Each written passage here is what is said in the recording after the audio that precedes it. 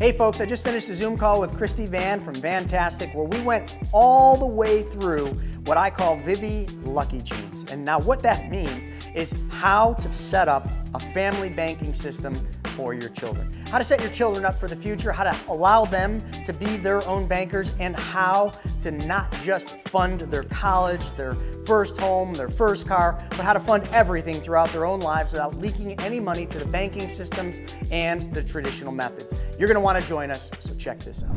I get a lot of people coming to me every week and they say, this is the most awesome strategy that they've ever heard of. It has changed their lives. Now that they've learned to do velocity banking, how can they move forward with wealth building?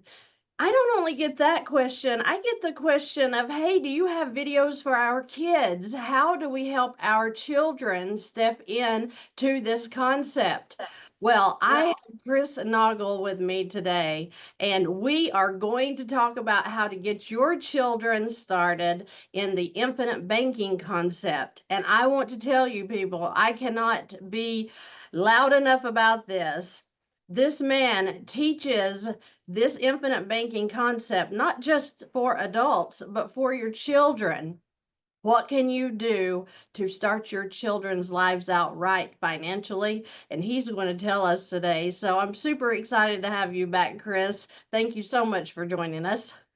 Absolutely. Well, thanks for having me back on. And this topic is so just near and dear to my heart. I mean, I have a little girl. She's 4.5 now, and just being going through Christmas time with her and just experiencing that magic, that any parent goes through with their kids in Christmas and the holiday seasons. I'm really excited to do this video to show you, some of the things that we did for my daughter, to set her financial future up early. Because like the one thing that you got to understand is with kids, you have the one thing that we don't have as much of, and that is time. And time is the most valuable resource all of us have because you can't get it back. But when you couple time with money, and the thing I always talk about, the compounding interest, it's so powerful. And that's what I want to show your audience today. I want to show them what I did for my daughter. We call this little example Vivi Lucky Genes, but I want to show you that. And then I want to just kind of at the end show a second policy that we just set up for Vivi this year. But I want everybody to see like how powerful this concept is, but not just how powerful it is, how powerful time and compounding interest is for your family and mostly your child's future. Now, one other thing I want to preface here is, I was a financial advisor for 16 years. And early on in my career, I did a lot of work with what they called orphan policyholders, which are, policies that a client had set up a long time ago, but they didn't have an agent. So I'd go out and I'd see a lot of seniors and grandparents, and I'd meet with them. And what we'd be going over are policies that they set up for their grandkids. And I never thought this was sexy. I was never excited about these meetings. But the one thing I will tell you is every one of those meetings, these grandparents set up these really small policies, these whole life policies for these grandkids. But they did it for them 40 years ago, sometimes 50 years ago. So I'm meeting with them, going over these policies. And the grandparents always had the same thing to say. I can't believe how much money this thing has accumulated. And these policies that they set up were very small premiums that they were putting in, sometimes $10 a month, a couple $1,000 a year. But here's why I wasn't excited about so many of those meetings. And I wish I could go back in time and kind of have a totally different mindset and a totally different approach to how I help these people, because all I wanted to do is set people up with investment accounts because that was sexy. That's what I was taught to do, is 529 plans and all these other college savings plans, which today I tell everybody that has a college savings plan that probably is not the best thing you could set up for your kids. Now, sure, it might be okay for planning their college, but what if they decide they don't want to go to school?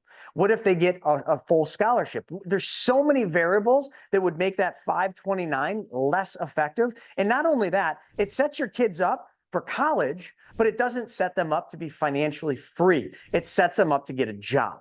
And that is what we need to understand, folks, is when you talk about wealth and you talk about building wealth, the number one thing you have to understand that wealth does is it buys your time back. That is simply what it does. And if we set this up for our kids, like I'm going to show you I did for my daughter, and all of you certainly should look at this as an absolute necessary thing to set up for your kids, you will see how buying time by planning is one of the most valuable things.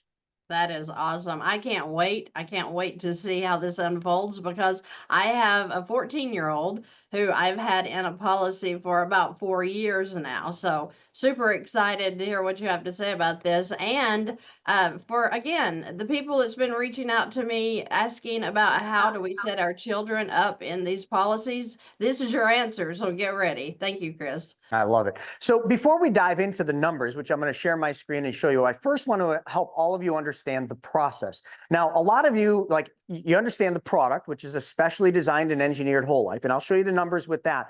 But none of this works without first understanding the most important part of building wealth, and that is the process that we call the infinite banking concept. It's so simple. So all we're ever talking about is we're talking about your savings. Okay, so all of you, we're talking about the savings you would be putting away for your kids. So I'm just going to write on here your child's savings. Okay, now I know most of you, you go to the bank and you set up a bank savings account for your kids. I did the same thing for Vivi. It's got like $220. And the only reason we have that account is because during holidays and during birthdays, people give her money. And that money's got to go somewhere, so I put it into a savings. But what we did is we didn't use the savings. We took the money from savings and set up a savings program where we were going to put it into this policy. I'm going to just call the policy the Infinite Banking Concepts Policy. So now, instead of putting money in the savings, we've redirected that money. So now that money goes into a specially designed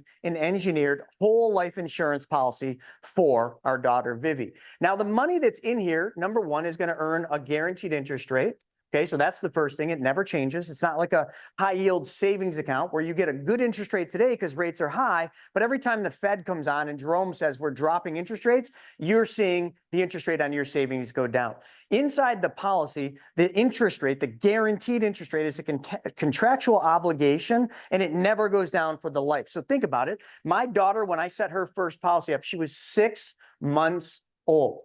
We locked her in an interest rate of over 3% guaranteed, and it will never change. So at 6 months old, straight through to when she's 60, 70 years old, she gets the same interest rate. But not only that, we did it with a credible insurance company that pays dividends every single year. And this company never, ever has not paid dividends. When you add up the guaranteed interest and the dividends in this first policy we did for her, she is making, well, right now, today, she's making 6.4. When I set it up, she was making 6%.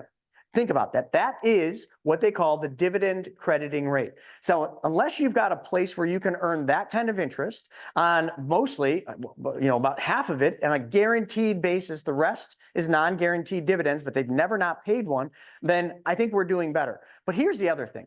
When we save for our kids' college or our kids' futures, we want to have a tax-advantaged account because there are several killers of wealth, and one of them happens to be taxes. So inside the policy, this guaranteed interest and dividends that we're going to earn compound interest on grows tax-free if it's set up properly. So now we got guarantees, we got tax-free environment for the money to grow, but here's the goal. Now, when you put money in a 529, or maybe you set up a Roth for your kids, whatever you do, just think of it this way. When that money is growing, that money has to sit in that account. It's got to stay in the 529. It's got to stay in the investment account. It's got to stay in the savings in order to earn interest. Inside the whole life insurance policy, it does not, because we have the ability to take a loan from the policy whenever we want. And you could do this in these policies immediately in the first 30 days if you had a need for that. So we can take a loan from the insurance company and we can use that money to make money a second time. So let's just say you got an opportunity for a child, okay? And that investment opportunity, you wanted your kids to get into it. Let's just call it a real estate investment opportunity. You could take the money out of your kids' policy because as a parent or even a grandparent, maybe I'm talking to some grandparents here, when you set the policy up, I want you to understand the nature of how we build it. The child is the insured. Okay, so the policy, the death benefit is on the child's life, but the owner is the parent or the grandparent. So with ownership comes control. So the parent and grandparent controls the money in the policy until they decide to turn that ownership over to the child. So you are fully in control of this policy, all the cash value in it, and you can turn it over to your kids anytime you want when they are ready and able to be a good steward of the money. But up until that point, you can use that money to go out and invest. You can use that money to pay for college. You could use that money to buy them a first or second car. You could use it for anything. But here's the beauty. Let's just say you build up money in this policy and then you take the loan. Your money never leaves the account, which means your money stays in the account earning interest, dividends on a tax-free basis. So whose money are we taking when we're taking it out? We're taking the money from the insurance company. The insurance company is loaning us essentially part of the death benefit while the child's living. Okay, so if the death benefit was $1 million, which for a child, $1 million death benefit is a really easy thing to hit because they're so small and so young, which you'll see from my daughters, that you get $1 million with very low premiums because of their age. So when this loan is taken out, they do charge interest. So the company that I have her with, I believe, is at 5.25% interest. That's what she pays, okay, in interest to the insurance company to use the money. But just quickly, and this isn't always how it works, and your example will be different than this, but I'm just trying to get you to understand the concept. If you were earning 6.4 and you were paying 5.25, you are making a spread in between, okay? So you're making the difference between what they pay you and what they charge you. So now, like I mentioned earlier, your child's savings gets to grow not just once like it does in a 529 or an investment or savings account. It gets to grow twice because it's earning uninterrupted compounding interest here, but then we're taking it out at a cost of capital of roughly 5.25. And also, this is simple interest. This is really important. Simple interest versus compounding interest that you're earning. And we get to go over here and we get to make money on that. Now, let me just give you an example. Okay, college. Let's just say your kid wants to go to college and you were to take a student loan out for your kid, or your kid was to take a student loan out. What is the interest rate they charge on those student loans? I've seen them as high as 7+%. But let's just say they're probably somewhere between, well, some of them are 0 for a period of time, but let's just say 5 to 7%. So now that's what you're going to pay to take out a loan so your kids can go to school, student loan. Now, what if you didn't need the student loan? What if you could just take money from the policy that you set up for your kids or for your grandkids, take a loan from that policy at a rate of 5.25, but then act just like you would have if you took a student loan. So let's use that 7% rate, okay? Let's say instead of paying 7% to financial companies that are issuing student loans, let's say you pay that same payment, but you pay it back to their policy. This is the most important thing. This is called recycle, recapture. Most parents and grandparents are fine making a payment for a student loan because then they're like, all right, hey, we'll make the first couple of years of payments in some cases. And then, when you get a job, you can start making the student loans. So you're literally setting your kids up for failure. We just did a video on YouTube today talking about how much student loan debt there is, and these kids leave college with. They go to school for all these years, doctors, attorneys, whatever they're going to do, and then they get done with school, they're excited, they enter the workforce, and they're not making a lot of money because when you start in any career, typically your pay is lower, but yet they've got all this debt that they've got to service. So your kids get out of school with all this student loan debt, and then they're servicing the student loan debt, and they're in a tough place.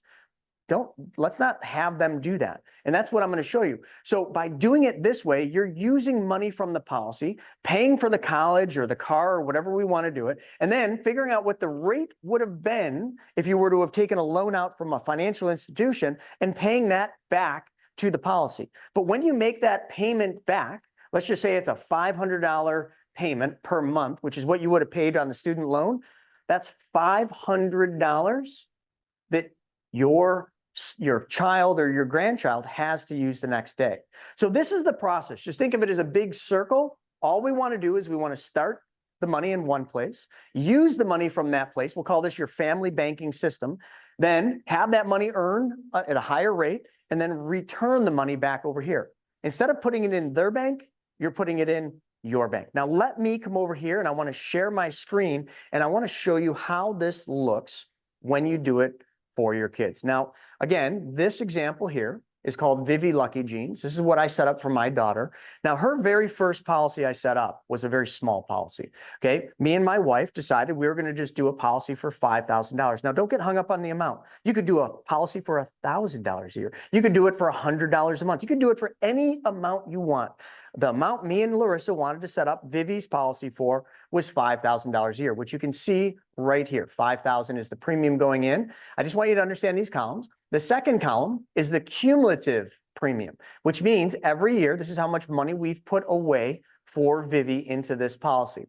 Then we've got the projected cash value, which is the dividends and the guaranteed interest combined. So this is how much cash value she will have. And then over here, this is the net projected cash value. Because remember I said, and you'll see it in a second, when we use the money, when we take a loan from the policy, we're borrowing the money from the insurance company and they're subtracting it from the death benefit. So that means our full amount of money is always working for us. So we always are earning uninterrupted compounding interest. And then over here, you can see when Vivi was 6 months old, that policy for $5,000 a year in premium deposits got her $1,073,431 death benefit. Now, I want you to pay attention to the death benefit because that goes up over time. The way we design and engineer these policies is very unique and very different than a regular whole life insurance policy. Because of the way we design them for high cash value, efficiency, but by doing it that way, we also force appreciation into the death benefit. So that's enough boring stuff. Let's get into the meat and potatoes. Now, I don't know if this is exactly how we're going to use the policy for Vivi, but that's the beauty of it. It doesn't matter. Whatever Vivi might need in the future, we are going to have a bucket of money that she can draw from and use to basically take care of her needs. So again, what I'm going to show you is just a hypothetical example of how we could use Vivi's first policy into the future. Now, this probably is not how we're going to use it. We're probably going to buy her a car sooner. But right here, if we come down here to when Vivi is 18 years old, okay, the thing we figured is Vivi's going to go to college. Now, I don't know if she is, but if she doesn't go to college, no big deal. Maybe this $20,000 a year I'm showing for college is used for, I don't know, something else. Maybe travel for her to, pursue a professional sport, whatever she needs it for. But let's just assume that it's college. So how we're going to do this here is we're going to remember projected cash value and projected net cash value. We're going to take $20,000 every single year from the policy as a loan. And you can see over here, cumulative cash flow. Here's your loan amount. That's your balance of the loan on this column. And we're going to take that money out to fund her college. Now, I want to be clear. Remember how I said we would make a payment back to the policy? In this example, because I wanted to stress test it, I'm showing loans coming out. I'm showing us servicing the loan interest rate out of pocket, okay? So we're going to be paying the loan interest rate on these, but we're not paying it back to the policy. I want to show you how strong and powerful these policies are, even if you don't use it and be an honest banker, even if you don't put the money back. So, okay, that's not the way you should do it, but it's the way I'm illustrating it here. So in the first 4 years of Vivi going to school, we took $20,000 a year. That's $80,000 out over the 4-year period. So over here, when you look, projected cash value, she started when she was 17, she had $108,788. The first year we took 20, so that dropped the cash value to 99, then 90, then 81. But you see, this 81,000 is not the amount of money she has in the policy earning interest and dividends. This 141 is. She's earning guaranteed interest and dividends in a tax-free environment on 141,693, even though she took $80,000 of that money out to pay for school. Hopefully everybody's tracking. Christy, anything that you want me to elaborate on before I move on to the next part?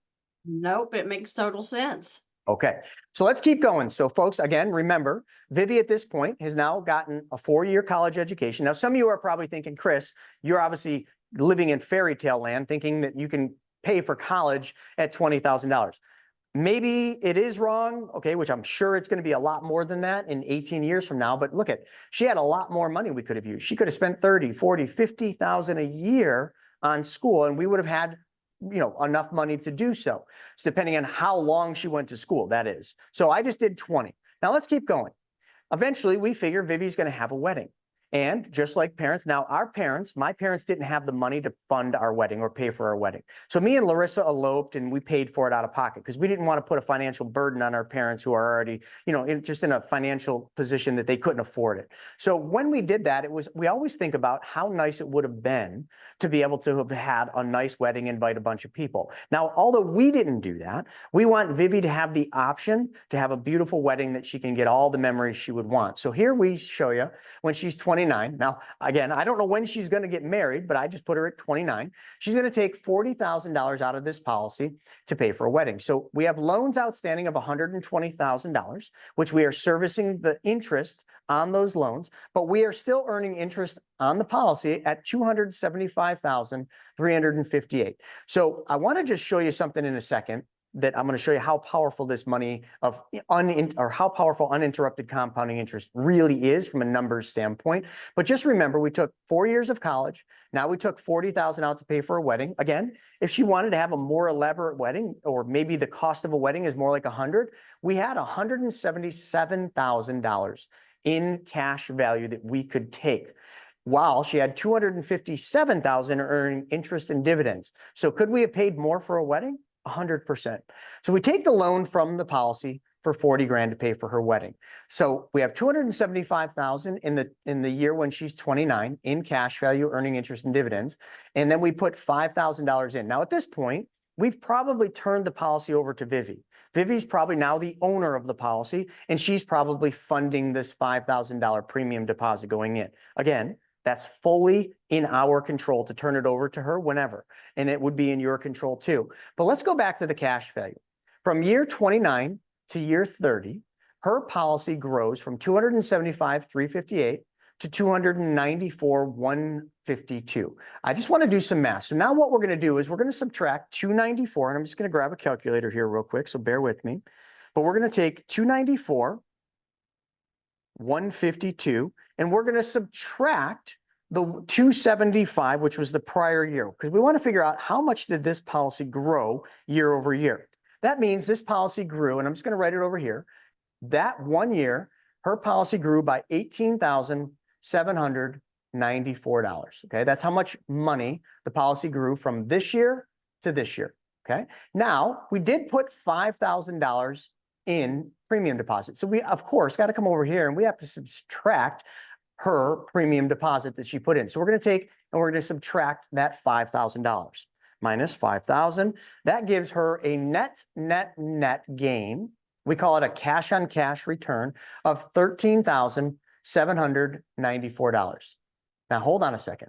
Depending on how you're doing the math, let's just factor something. She made $13,794 in 1 year here, but she put $5,000 in. So what was her actual year over year cash on cash return? Well, what we would do is we would take this $13,794, we would divide it by her premium, by the money she put in, $5,000. Are you all ready for this? I think you all know what's coming. Divided by $5,000, that gives her a cash on cash return. Now hold on to your seat, folks, of 275.8% cash on cash return. Now, this is just the power of compounding interest, because even though we've been using the money for her college, for her wedding, we still have been compounding on the full amount of money. So again, do you think the interest on the loans of 120 are more than this? So really, if we took 275 and we subtracted 5.25% in loan interest, are you even concerned, or is Vivi even concerned about the interest rate that the insurance company charged on the loans? I think not, because there's no way the interest that she was being charged on the loans exceeds the amount of money that she just made in guaranteed interest and dividends. So I just wanted to take a second to show that. Now, here's the other thing you have to understand. Every year that we go on from this point forward, she's going to have more money than she did the year before, and it will always be a higher percentage. So next year, if I did the math, it would be more than this and more than this, because every year you're compounding on that full amount of money. I just want to make sure you all understand how powerful this really is. And also, let's just take a quick second here at this point with the wedding of looking at how much money has she put into the policy cumulatively. Because I know some of you are like, well, wait a second, because you're looking at it like a 529. We put in X amount of money over these years. How much did we make on the full amount? Well, that's easy. We put in 145,000, or collaboratively with Vivi making premium deposits and Larissa and I making premium deposits. We put in 145. We have 275. So we could play that same game if we wanted to figure cumulative return. We could take the 275 that she has in cash value and subtract it from the amount of money that we've put into the policy, which is the 145. So we just subtract that. That means over the course of this period of time, she's made 130,358. Okay, that's how much money she's made over the course of all these years. And then we just divide that into the 145, because that's her total premium, to get a cumulative return. Because I know some people try to call me out on this. So what is that? Oh, it's only 89%. I know. It's nowhere near as good as the cash on cash, but 89% cumulatively, with most of it being guaranteed interest. Come on, folks. And tax-free, but we're going to cover the tax-free part in a second. So now I just wanted to take a pause there and just show you some of the numbers. Let's continue on. So we just finished the wedding for Vivi, but then after the wedding, 2 years, she wants to buy a house. So she's got $193,917 available. All I do here is I just show her taking out a down payment for her first house. So we take 60 grand from that. So we've borrowed 180,000 from the policy. At this point, she's got 334,000 earning interest and dividends, of which she has 154,000 remaining in cash value that she could use, invest, do anything she wants with. But again, I'm just keeping this simple for all of us. Okay, let's continue down. Now, at this point, I'm probably long gone. Vivi and Larissa might not, or me and Larissa, we might be gone, because now Vivi at this point is 49 years old. She's got kids of her own, and now she's going to put her kids through college. So again, I know you're probably sitting there thinking, when her kids are going to school, college is going to be way more than $30,000 a year. Fair enough. Even if it is, folks, she's got $668,000 available. So it doesn't matter what school costs, okay? She has the money. But we're going to take 30,000 each year, 30, 30, 30, 30, and hey, maybe she's got a couple kids. So just start figuring it out. Doesn't matter. So when we do that, we've taken a total of 300,000 in loans. She has $1,052,000 at 52 years old in cash value, earning interest and dividends, and she now just put her kids through school. So let's fast forward down here. Vivi's now 64 years old. She's ready to retire. So what we're going to do is we're going to supplement her retirement. So Vivi is going to start drawing $90,000 from the policy every year, tax-free. Okay, this is just a supplement to whatever other retirement money she's got saved. So now here she start taking 90 grand. And we do this all the way up, and I'm just going to stop it at 90 years old. I hope Vivi lives till well into her hundreds, but I just got to kind of put the kibosh somewhere. So at 90 years old, basically, that's where we're just going to say Vivi goes on to a better place and graduates. Now at that point in time, let's do a sum up. Let's just kind of do a quick summary of this entire banking system that we created with this one policy at $5,000 a year. So at age 90, the total premiums that have been put into this policy in essentially 89 and a half years, give or take, is $398,000, as you can see from there. Actually, I'm going to get my little pen. So she's put in $398,000. The total loans she's taken out for basically funding her college, funding a down payment on her house, funding her wedding, funding her kids' schooling, and funding a supplement to her retirement is $2.73 million. But she's got a cumulative cash value of $5.5 million and change, growing at guaranteed interest plus dividends, to which at the time when she was 90, she still had $2.9 million that she didn't use. Now, shame on Vivi if she didn't put that $2.9 million to use somewhere else, because she totally could have. Anywhere in that point in time, she could have used any of this cash value because it was completely liquid and in her control, but she didn't. So what was her net cumulative? Again, cumulative return. And how we figure cumulative, how much money did she put in premium? 398. How much cash value did she have? 5.7. We do the subtraction between the two and divide the difference into the premium. 738.41% cumulative return. All because myself, her dad, and her mom decided to set up this specially designed and engineered whole life insurance policy for our little girl when she was 6 months old. So folks, the numbers don't lie. They're right here. Now, would the numbers be the same for your example? Maybe, maybe not. They're probably going to vary. Matter of fact, they'll probably look better because the way I showed this, remember, we just took loans out and never made any premium or never made any loan repayments back to the policy. We would never, ever allow that to happen. We constantly use our private banking system for everything we do, from buying cars to buying houses to investing in real estate, everything. We use our policy for all of it, but we always recycle and recapture money back into the policy as loan repayments because we treat our money the same way we would treat the bank's money. In other words, if we took a car loan out from a bank and made a payment to that car loan, why would we have a problem making a payment back to our bank that we took the money from, which is the policy? We don't. So if I buy a car, I make a car payment every month on all the cars that we have, but I make the car payment back to my policy, which is my banking system, which means I control and keep all of those payments. I leak no money to the banks. I have no debts because we've paid all the debts off using our banking system. And we are teaching our daughter to do the same thing. Now, let me stop sharing here. And I just want to kind of, before we go on to the next one that we're going to do for Vivi, I want to preface one other thing. I've taken this so serious about helping our kids, get ahead, helping our child. We only have one right now, but also teaching other parents how to do this for their kids, that I did a TEDx talk. You can look it up. It's called Rethink Money. And I did the TEDx talk several years ago. It's doing phenomenal, but it all came from a letter that I wrote to my daughter when she was 2 years old. I wrote a letter to my daughter explaining her the 6 laws of wealth and how money works in parables, just like you've read before. The parables and the stories are what are memorable. So if you want to watch the TEDx talk, but I've also gone and done a couple other things. I did a children's book, which will be released in this year. Probably by March, we'll have a children's book done. It's super cute, kind of a takeoff Shel Silverstein. Okay, if you ever read the book, The Missing Piece, or oh my God, what's the other one? It doesn't matter, but it's kind of off that. I'm tripping on my words. And not only that, I wrote a book for my daughter, and that book's coming out soon. And it's a whole book where I tell my stories of failure through my life to my daughter in the form of bedtime stories, but it's told in a third person. So anyway, enough about that, but I really am passionate about teaching parents and kids how to take back control of their money, how to control their money, and how to build wealth that never goes away generation after generation. Wow. Okay. Wow.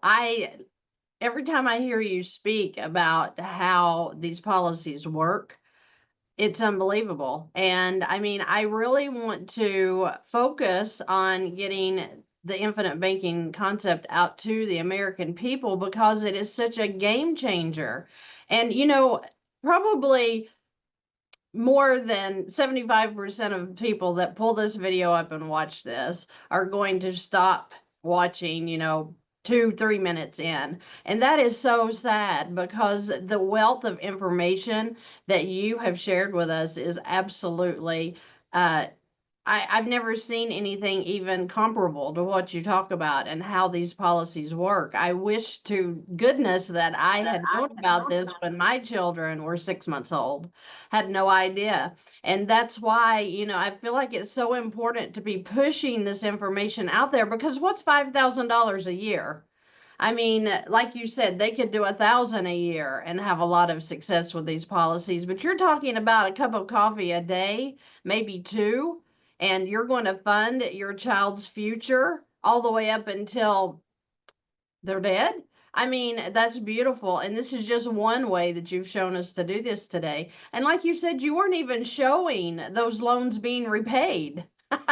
That's what's beautiful about it, is how you're able to fund everything they're going to do in their future that usually people have to go out and take a loan, and like you said, with student loans, I deal with people that have these student loans, and it is so sad because as you think that you're making payments to pay those student loans back, they're compounding that interest as well. And I have so many doctors and lawyers that their student loans have grown throughout, the last 30 years to where it looks like they're never going to be able to pay them off. So A lot of them won't be paid off. I mean, that's actually a fact. It's horrible. And they're weighted down because they see this, I mean, we can feel debt. And when you have something as large as a $300,000 student loan that you've let grow at compound interest for 30 years, it's doing exactly what you've showed us here. Yeah. It's just stealing their wealth. So, such great information. I'll pause right here. Are you going to go into your Yeah. next? You want to go? Okay. Yeah, I also was remiss. I left one really key part out of that last one, Okay. and I just want to come down here and I want to show that because we talk so much about the cash value and the compounding interest and all the returns, but we also left out one thing. When Vivi passes away and goes on to a better place and gets to meet her maker, there's a $6.7 million death benefit that will be paid out tax-free to her beneficiaries. Now, I would assume her beneficiaries will be her children or her trust that she set up, like I set up. So we've created a trust to facilitate the entire family banking system. But whether you do a trust or not, I mean, think about that. There's $6.772 million is going to be paid out. So she used all the cash value during her life, or should have used a big chunk of it to live a better life, to finance all the things that she normally would have financed through a traditional banking system or a financial institution. She took all that control back and never leaked a single dollar to the banking system like most of us are taught to do. But not only that, the other thing that I forgot to mention is when we go back up to the top, we started with college. But most parents, at least in today's world, they're buying their kids their first car. So at 16 years old, think about it this way. At 16, Vivi had $99,000 in cash value that she could have used to go buy a car. Or because at that point we would have controlled and owned this policy, we could have went out, looked at cars, taught Vivi how to buy cars and negotiate, taught Vivi how to be an honest banker of looking at financing a car and showing her how much money this car will actually cost you. It's not going to be a $30,000 car. It's $30,000 plus all the interest you're going to pay to the finance company. And that car is actually going to cost you $50,000 over the 7 years you finance it. So instead of paying those payments to their bank, let's take the $30,000 loan from our bank and let's make payments, the exact same car payment the finance company would have charged you at the dealership, and let's make those payments back to your policy, your banking system. So we could have taken a loan for a car back here. Maybe she wants a four-wheeler or something when she's 12 years old. She got $65,000. So all I'm trying to explain is I know I started that example at college, but it could have started at cars. It could have started way up here. I mean, look at the amount of cash value she had. So there's no right or wrong way. And that's what I hate about the 529s or the Coverdell college education savings. You're pigeonholing all the money you put into them for just one need. And that means you're going to tell your kids, you're going to college. You have to go to school. We put all this money away in school. And if you don't go, there's a 10% penalty on this, or we got to go back to school and use this money if she's an only child. So think about it here. It doesn't matter whether she needs the money for college, for a trip to go see the world, whatever. There is no restrictions or things in these policies that says what you can or cannot use the money for. It's for whatever you want because you are in control of it. So that's the only thing I just wanted to make sure I pointed out because I didn't call that out when I was first doing this. But yeah, I guess the last thing I want to show is we did that first policy for Vivi. But that doesn't mean it's going to be the last because obviously we want to put more money away for Vivi. We want to do more for Vivi, and Vivi eventually is going to want to put more money away when she's older. So what we did is we set up our second policy. Now this one I don't have created, like the first one, but I do want to just share this. This is the second policy we set up for Vivi. So we're putting a little bit more than we were the first one. We're putting $8,948 away. And I know it's a weird number. We fund this monthly. So we put premium deposits into this policy on a monthly basis. But all I want to do is I want to show you, we designed this one a little different than her first policy. We designed this policy to have a higher early cash value. So I'm just going to get my little drawing pen. So this is the amount we're putting in, but you can see now in the first year, we have $6,933 that we could use of that $8,948, which is significantly more than the first policy.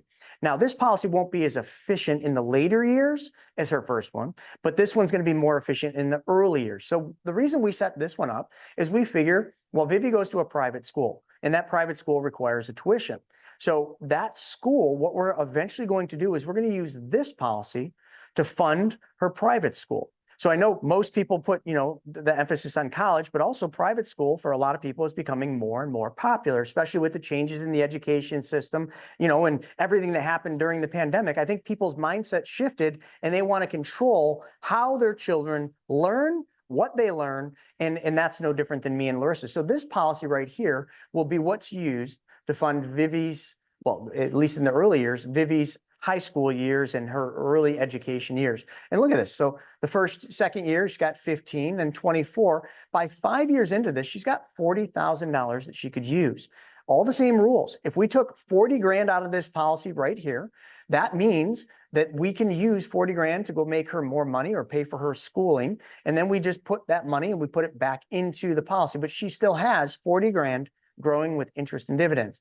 And over the course of time, if we start adding it up, you can see in the 10th year, her premium deposits are going to change. Actually, they change after the 4th year. The way we designed this policy was probably different than we would do yours, but it gave her a lower death benefit because we wanted higher cash value. And also, it made it so that we couldn't put the 8948 in for a long period of time. So we could only put 8948 in for 4 years. Then we're going to put 6,991 in. And then in the 11th year, when she's 14, the only amount we can put in is 1,748. So just like we did last time, let's do the same exercise. Let's do from year 10 to year 11. Here's your cash value.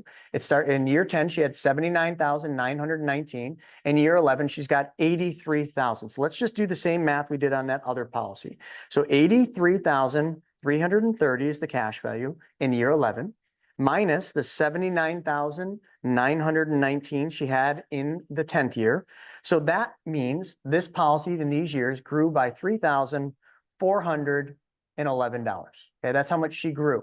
Now we only put 1,000, so we're going to subtract from that 3,411. We're going to subtract the premium, which was $1,748. That means her net, okay, so I'll just write N for net, is equal to $1,663. Now, when I say net, I mean net of commissions, net of policy service fees, which in this policy is $50 a year, and net of cost of insurance. Because this cost of insurance, this insurance over here, she got $837,000 in death benefit. There is a cost for that. So that is net. Now let's divide that by the premium that we put in that year, which is $1,748. So her cash on cash return that year is 95%. 95%.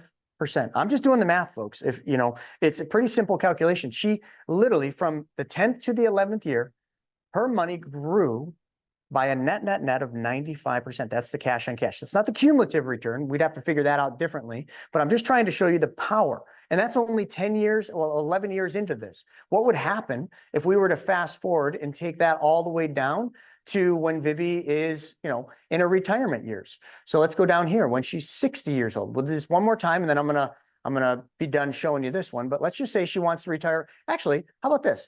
Let's do something fun here. Let's have Vivi retire early.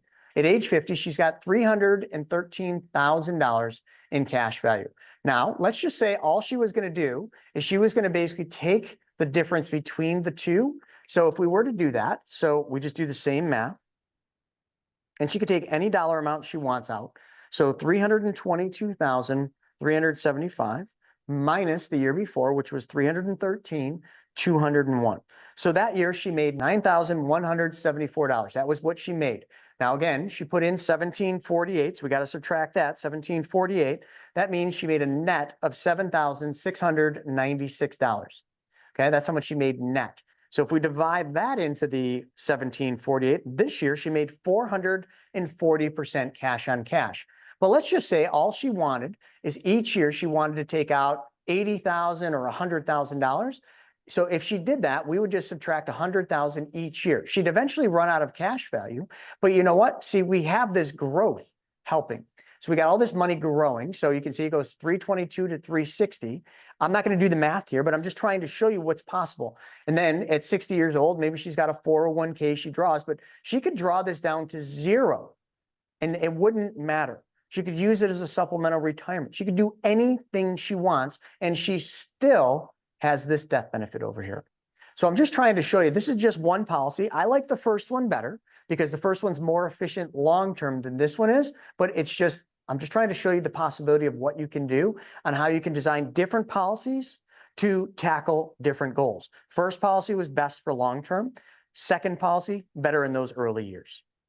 That is crazy awesome. And the thing that I was thinking about when you show the death benefit that's available, um, I mean, I'm sure with your own policies and you're planning to leave them to your wife, to your child upon your passing. The thing is if this concept is taught correctly to your children, this is a passed down thing. I mean, they're going to take your death benefit, put it back into another policy, I'm assuming. And you're talking about the wealth would be unbelievable as, just to your grandchildren. Am I wrong in thinking that? No, you're absolutely right. As a matter of fact, how about I give your audience something really special? So we basically bought the rights to use a book called What Would the Rockefellers Do? And along with that, we got this thing called the Legacy Wealth Builder. It's basically a free guide. And how I set mine up, now let me preface how mine is set up. So when I die, all the death benefit, which is tens of millions of dollars, will not go to Vivi or my beneficiaries. They will go into a living trust that I set up. And again, that that legacy workbook that I'm going to give you for free will explain how this works. All the money goes into that trust, which bypasses probate for me and basically makes sure that there's no probate, no courts, no attorneys getting involved with my estate. So now all that money's in there. Now, if Vivi needs some of that money, what she does is she just writes up a proposal for the trustees to review. The trustees review that and they will issue a loan from the living trust to Vivi for whatever she needs the money for. She'll also get obviously you've heard of trust fund babies. I hate to use that, but they get an income, right? So she'll probably get a discretionary income from the trust. But when she needs money for things like cars or a house or maybe starting a business, all she does is she goes to the living trust, to the trustees, and she said, here's my proposal. I would like to borrow $500,000 for startup capital for this new business that I've got. They will issue her a $500,000 loan. She will pick her terms. She will pick how long she wants to repay this. And then she'll make payments back to the living trust, which she'll have no problem doing because every payment she makes back to the living trust, which let's call it today, the family banking system. Okay. Every payment she makes back is money she gets to use the next day. So why would she ever have a problem paying back the loan? She wouldn't. Now, if in the event that that business fails and she loses all $500,000, no problem, because in the trust, what it says is that every child born into this family, every child, Vivi's kids, her kids' kids, it is mandatory that all those kids get a policy taken out. Now, who pays for the policy? The trust does, out of the death benefits that I left from my policies. So that death benefit that I left not only funds Vivi's lifestyle, funds her future endeavors and whatever she needs, but she's always borrowing the money because we taught her during her life, hence what I mentioned about the TEDx talk and the books. We taught her how to be a good steward of her money and how to be her own banker. So she already understands all of this. But when she needs that money and she loses it, it doesn't matter because there's a death benefit on her life because the policy was taken out on her, funded by the trust. So she never had to make a premium payment. The trust paid for it all. And that money, when she passes, that money will flow up to the living trust, make it completely whole. So no matter how much money she spent in her lifetime, when she graduates and goes on to a better place, the living trust, the family banking system will be made whole. And it will continue like that generation after generation because the trust is mandated to take a policy out on every child born into this family. So it doesn't matter because we all know there's two things certain in life. Number one, taxes. But in the policies, we don't pay tax on the internal buildup of the cash value. So we're helping there. The second certain in life is that we all will go on to a better place. We will all pass away. And when we pass away, every child in this family will always have a death benefit that will fund that living trust. So the next generation has a much better start to life and a much bigger opportunity. Because listen, like love it or hate it, money in today's world is what drives future growth. And because of the way we've set this up, everyone will have advantage. Now, here's the thing I want to give all of you. I want all of you to have the ability to kind of understand how to set that up. So I'm going to give you that legacy workbook. Okay. It's just a guide, and it will talk to you about how that living trust can be set up, how you can build your own family constitution and build your own family banking system. So that's my give to you today. Wow. Some things just seem too good to be true. And this is one of those things. But wow, if you will really just, take some time to study what Chris has talked about here today, look through exactly what this video is saying, read the books that he's telling you to read. If you're very, very serious about what your money is doing, you are not going to find a better way to invest your money. This is not an investment. This is just something that is going to build wealth for your family. And I think that it's absolutely beautiful, and it doesn't even take a lot to do it. It's not like that, we're talking about building up this 6-month savings fund that Dave Ramsey's always talking about. We're not talking about, that you have to eat beans and rice to get this to happen. This is something that you're taking a little bit at a time. And like you said, you're doing one of those policies monthly. Mhm. I fund mine annually through my lines of credit. I don't even feel it getting funded. It's not affecting my life at all that I'm taking money and putting into these policies, because I'm using the bank to do that as well. So there's so many ways that people can build wealth and live like they're wealthy now, even though you're not doing anything to, we're not out killing ourselves trying to make it happen. This is just something that if you're using your money to serve you, it is beautiful. It is absolutely beautiful. I appreciate Well, you so much for coming on here and sharing this information with us. Are we done? yeah, yeah. I mean, that's all I got for you. I mean, that's just the baseline of how you can set your kids up for the future so that they will have freedom of time, they will be in control of their money, and they will have opportunities that, unfortunately, because of time and just, what we've been taught about money, we may not have had. Let's set up our kids so that they have the ability to live a better life, be financially free, and be able to buy their time back. I completely agree. So thank you again for coming on here today, for sharing this wealth of information. I want to continue doing videos to get out to the American public, because it is so important that we understand that we do not have to live poor. We are not under the curse of poverty. That is a lie that the devil set up for us all. And I feel like so many people are falling for that, when there are so many easy ways to come up out of that pit of debt that you may be in right now. And I want to encourage you. I want to encourage you to know that if I did not believe in what Chris was talking about here today, I would not be doing it myself. I have a policy on every child of mine. I have a couple of policies on each of them, and then I have several on myself. This is something that I am doing, just like Chris was talking about that he's doing for his family. So we want to share that with you. This is nothing that you have to pay me for. This is free information teaching you how to build your wealth. And if you're interested in learning even more about how you can do this for your family, there's going to be a link in the description below this video. Reach out to Chris's team, and he is going to help you get set up in the best way possible for whatever your scenario is. I am just so excited again, Chris, that you came on here today. Thank you. I can't wait to have you back for another video, because I know that if people are just taking the time to listen, this is going to change their lives, not only their lives, but their families' lives. And I just think it's beautiful. So thank you for coming on again and allowing me to present this to people so that we can get the help that they're looking for out there.